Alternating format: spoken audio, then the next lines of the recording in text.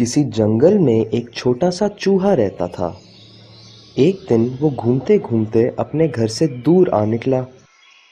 वहां इसे जमीन पर पड़ी कुछ मूंगफलियां नजर आईं। चूहे ने एक मूंगफली उठाई और मजे से खाने लगा। पास ही एक शेर सो रहा था। चूहे के मूंगफली कुतरने की आवाज से शेर जाग गया।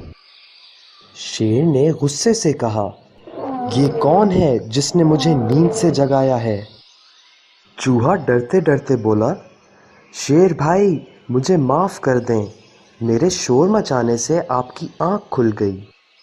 शेर अभी भी गुस्से में था। उसने चूहे को पंजे में दबाया और बोला, तुमने मेरी नींद खराब की है, तुम्हें सजा मिलनी चाहिए।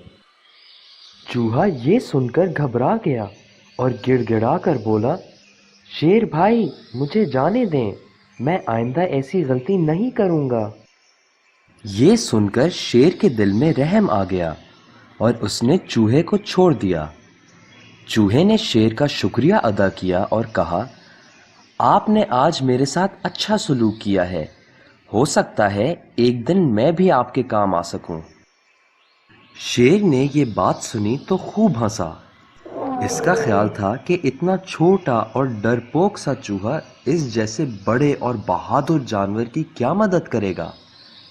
लेकिन दोनों ने दोस्ती कर ली और चूहा अपने घर की तरफ चल पड़ा। अगले दिन चूहा अपने दोस्त शेर से मिलने गया। वहां पहुंचा तो उसने देखा कि शेर बेचारा किसी शिकारी के जाल में बुरी तरह फंसा हुआ है। बहुत कोशिश के बावजूद वो जाल से निकल नहीं पा रहा था। चूहा फौरन शेर के पास पहुंचा और कहा, शेर भाई, आप परेशान ना हो, मैं आपकी मदद करूंगा। फिर चूहे ने अपने तेज दांतों से जाल को कुतरना शुरू कर दिया।